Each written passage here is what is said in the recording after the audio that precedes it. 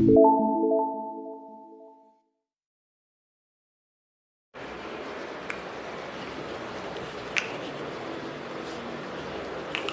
दोस्तों, rankers view में आप लोगों का स्वागत है और मैं हूं कमलकांत। और आज का जो टॉपिक है वो राष्ट्रीय मुद्दे पे हम लोग जो है कि चर्चा करेंगे। साक्षात्कार की 8 श्रृंखला आ चुकी थी, ये 9वीं श्रृंखला है और आप लोग का जो शेड्यूल है साक्षात्कार का वो जल्द ही आने वाला है। और आप लोग का साक्षात्कार जो है लगभग आपको मिड जो है अगस्त में शुरू हो जाएगा। लगभग हो सकता है आपका दूसरा सप्ताह से हो या तीसरा सप्ताह, यही रहेगा। तो आप लोग जो है तैयारी अच्छे ढंग से जो है करते रहें और ख़ास करके आपकी जो रणनीति होनी चाहिए उसमें जो है कि राज्य आधारित प्रश्न पर थोड़ा ज़्यादा फोकस कीजिएगा। आपको पहले भी बोल चुके हैं, राज्य आधारित प्रश्न, जिला पर, और उसके बाद फिर आपका दोनों जो विषय है, एक जो विषय आपने रखा है और जो स्नातक का विषय है, इस पर थोड़ा सा ज़्यादा मेहनत कीजिएगा। नेशनल लेवल पे वही प्रश्न पूछे जाते हैं जो बहुत ज़्यादा चर्चा में रहे हों, तो वैसे ही प्रश्न पूछने की संभावना होती है। और आज इस श्रृंखला में हम उन्हीं प्रश्नों को समायोजित किए हैं इस टॉपिक में, जो कि आपको बहुत ज़्यादा चर्चा का विषय रहा है। जैसे जम्मू कश्मीर में आप देखें तो जम्मू कश्मीर का जो एक्चुअली अभी ये भी पूछा जा सकता है आप लोग को, क्योंकि यूपी में एक लोगों से इंटरव्यू में पूछ दिया गया कि देश में अभी कितने राज्य हैं, कितने केंद्र शासित प्रदेश हैं। तो 28 राज्य हैं और 9 केंद्र शासित प्रदेश हैं अभी, और वो किस तिथि से लागू हुआ है ये भी पूछा जा सकता है आपको। तो ये, और उसके बाद फिर अभी 9 नहीं, वो घटकर आपको 8 ही हो गया है, क्योंकि 2 जो केंद्र शासित प्रदेश थे उनका विलय कर दिया गया है आपस में। तो वो दोनों कौन से केंद्र शासित प्रदेश हैं जिनका विलय किया गया, ये भी आप लोग देख लीजिएगा। हम लोग अभी जम्मू कश्मीर पे बात कर रहे थे। जम्मू कश्मीर में जो है एक्चुअली है कि 20 जिला आपको दिखाया जा रहा है कि वर्तमान में जम्मू कश्मीर जो केंद्र शासित प्रदेश बना उसमें 20 जिले हैं और लद्दाख में 2 जिले हैं। ये तो आपको दिखाया जा रहा है, जिसमें लेह है और लद्दाख है। कश्मीर में अलगाववाद का जो मुद्दा है उसके बाद भी जो बना हुआ रहा, अलगाववाद की समस्या का क्या कौन सॉल्यूशन इससे हो जाएगा, इस प्रवृत्ति के प्रश्न आपको पूछे जा सकते हैं। तो आप बोलिएगा उसमें कि वहाँ आतंकवादी गतिविधियों में अलगाववादी संगठनों का बहुत बड़ा रोल रहा करता था, जिस पर नियंत्रण करने में सेना अब अच्छे ढंग से सक्षम हो पाएगी। क्लियर आपको आंसर देना है। जैसे करतारपुर गलियारा से आपको क्वेश्चन पूछा जा सकता है, गुरु नानक के संदर्भ में थोड़ा जान लीजिएगा। और करतारपुर जो गलियारा है इसका महत्व क्या है इसको भी थोड़ा जान लीजिएगा।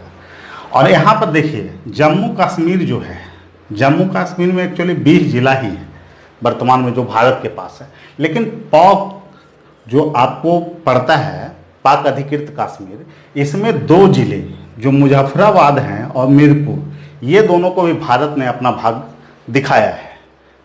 तो इसको लेकर टोटल अगर देखें तो 22 जिले जम्मू कश्मीर में है, जो भारतीय मैप अभी दिखाया जा रहा है, और लद्दाख में 2 जिले, लेकिन भारत के प्रत्यक्ष नियंत्रण में 20 जिले हैं। क्लियर आप यहाँ से कर लीजिएगा कॉन्सेप्ट, और आपको इंटरव्यू में इससे संबंधित क्वेश्चन पूछे जा सकते हैं, तो इसको जानना चाहिए आप लोगों को। और फिर जो है बहुत ज़्यादा चर्चा का मुद्दा रहा शाहीन बाग, तो उसको वो प्रोटेस्ट के संदर्भ में भी पूछा जा सकता है कि क्या वो प्रोटेस्ट उचित था या नहीं था। तो इसके संदर्भ में आप लोग को जो जवाब देना है वो बोलना है कि सर ये एक्चुअली में जो CAA लाया गया था इसके विरुद्ध में, NPR के विरुद्ध में जो है कि ये प्रोटेस्ट हुआ और एक खास समुदाय के लोग इसमें शामिल हुए और अन्य लोग का भी इनको समर्थन प्राप्त था। ये आंदोलन लोकतांत्रिक था या नहीं था, ये डिसाइड करना जो है कि न्यायपालिका का काम है, और न्यायपालिका ने इसमें जो है कि आपको समय समय पे अपनी राय रखी। तो उसी अप्रोच पर आपको उत्तर देना है, प्रत्यक्ष रूप से आप उत्तर नहीं दीजिएगा, न्यायपालिका को साथ में ले आइएगा और उसके बाद उसका उत्तर दीजिएगा।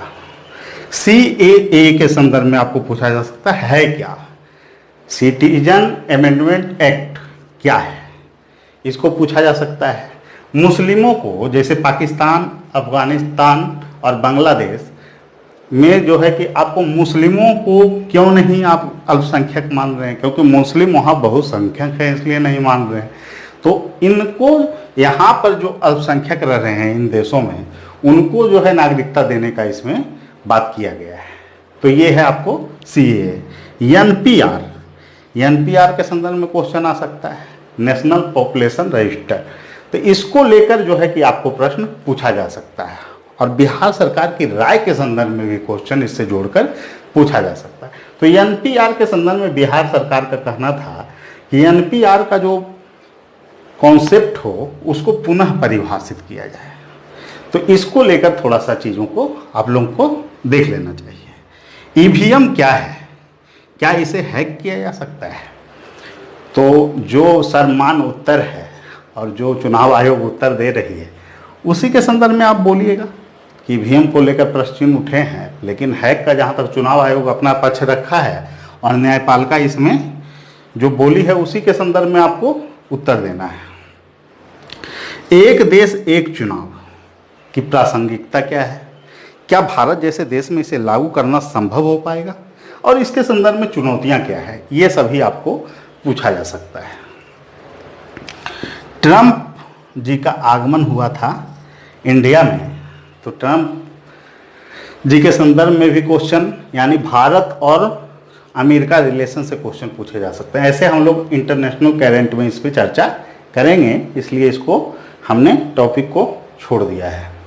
अब हम लोग आते हैं आर्थिक पक्ष पे। आर्थिक पक्ष में आपको जीएसटी के संदर्भ में क्वेश्चन पूछे जा सकते हैं। जीएसटी के क्या लाभ हैं, क्या इसके जो है कि अभी तक क्या इसका फीडबैक आया है, इसके संदर्भ में भी क्वेश्चन आपको पूछा जा सकता है। 2025 तक जो 5 ट्रिलियन की अर्थव्यवस्था की बात चल रही थी, इसके संदर्भ में आपको प्रश्न पूछा जा सकता है। इसको प्राप्त करना क्या संभव हो पाएगा? लॉकडाउन की स्थिति है, कोरोना का जो काल है, क्या ऐसे में 5 ट्रिलियन की अर्थव्यवस्था 2025 तक हम लोग बना पाएंगे? चुनौतियां क्या है, संभावना क्या है? और फिर 2022 में किसान की आय को दुगना करना जो टारगेट रखा गया था, और इसके लिए सरकार के द्वारा जो विभिन्न कदम उठाए गए हैं, इसको आप लोग थोड़ा सा देख लीजिएगा। हर चरण में है, विपणन में कदम उठाए गए हैं, बीज से लेके कैसे उत्पादन करना है, उसका मूल्य जो है कि न्यूनतम जो मूल्य रखा गया है MSP, उसको भी जो है कि उच्च रखने का बात हुआ है, जिससे कि उनके किसानों को आय को दुगना किया जाए। और लागत पूंजी जो है उसको कम करने के लिए सरकार ने सब्सिडी को भी जो है कि कुछ क्षेत्र में बढ़ाया है। जैसे कि आपको जो है कि बिहार में ही अगर देखें तो जैविक खेती में 2 बार सब्सिडी दिया जा रहा है फसल उत्पादन की। तो ये सभी अप्रोच पर आपको प्रश्न पूछा जा सकता है। वहाँ पर रेलवे का निजीकरण और निजीकरण का क्या प्रभाव पड़ेगा? देखिए, ये रेलवे इम्पोर्टेंट क्यों हो रहा है? रेलवे के निजीकरण को लेकर बहुत बड़ा जो है कि भारत में भी प्रश्न चिन्ह जो है कि उभर रहा है कि अगर इसका आप निजीकरण करेंगे तो ये तो ठीक है, लेकिन आगे चलकर जो स्थितियां बनेगी, महंगा होगा रेलवे, महंगा होगा, श्रमिक वर्ग उसमें जो है कि बहुत सारा लोग जो है कि उससे जाते आते हैं, उन पे जो है कि उसका बजट पड़ेगा, और रेलवे में जो रोजगार क्रिएट होंगे वो किस तरह से हो पाएगा, इस पर भी प्रश्न चिन्ह उभर रहा है। तो ये बहुत बड़ा मुद्दा रेलवे का निजी प्राइवेट पार्टनरशिप पर आपको प्रश्न पूछे जा सकते हैं। इसके लिए भी आपको तैयार रहना है। शिक्षा के क्षेत्र में मॉडल अपनाया जा रहा है, स्वास्थ्य के क्षेत्र में ये मॉडल अपनाया जा रहा है, तो इससे संदर्भ में भी आपको क्वेश्चन पूछे जा सकते हैं। बैंक के निजीकरण के संदर्भ में भी आपको प्रश्न पूछा जा सकता है, तो इसके लिए भी तैयार रहिएगा। और लॉकडाउन का जो प्रभाव पड़ा है अर्थव्यवस्था पर, इसके संदर्भ में भी प्रश्न आपको पूछे जा सकते हैं। कृषि पर क्या प्रभाव पड़ा, उद्योग पर क्या प्रभाव पड़ा, और सेवा क्षेत्र पर इसका क्या प्रभाव पड़ा, और खास करके शिक्षा पे, स्वास्थ्य पे, डिजिटल एजुकेशन के द्वारा क्या शिक्षा देना संभव हो पाएगा, लॉकडाउन में कैसे हम अति कर सकते हैं, बच्चों को पढ़ाने में क्या समस्या है, स्वास्थ्य संबंधी क्या समस्या आ सकती है उनको, स्वास्थ्य इंफ्रास्ट्रक्चर डेवलप ना होने के कारण भारत को किस तरह का नुकसान जो है कोरोना काल में उठाना पड़ा है।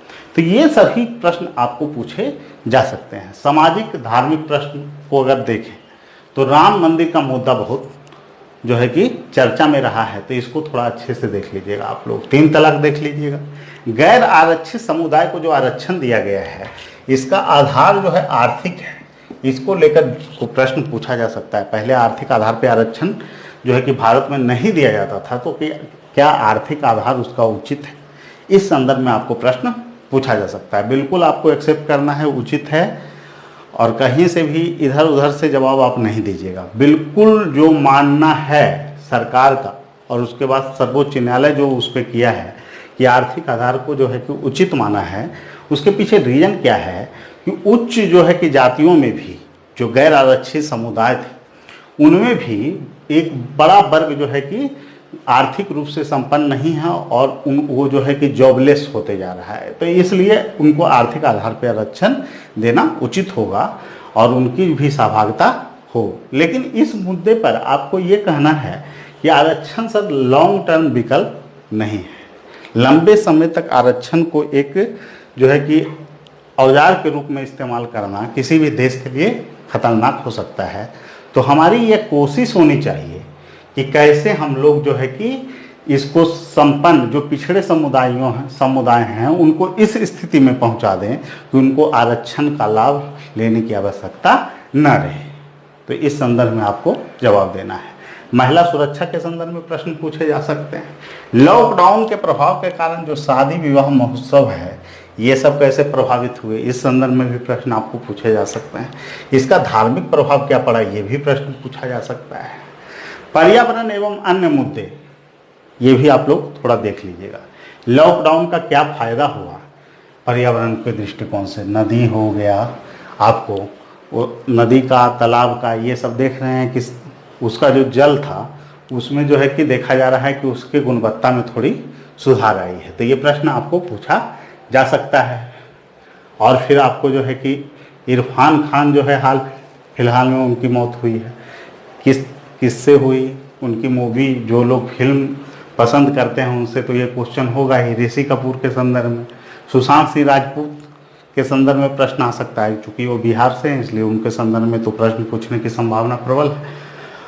और इनकाउंटर का जो मुद्दा है, यूपी में विकास जो है कि आपको मिश्रा को लेकर चर्चा में रहा है ये मुद्दा।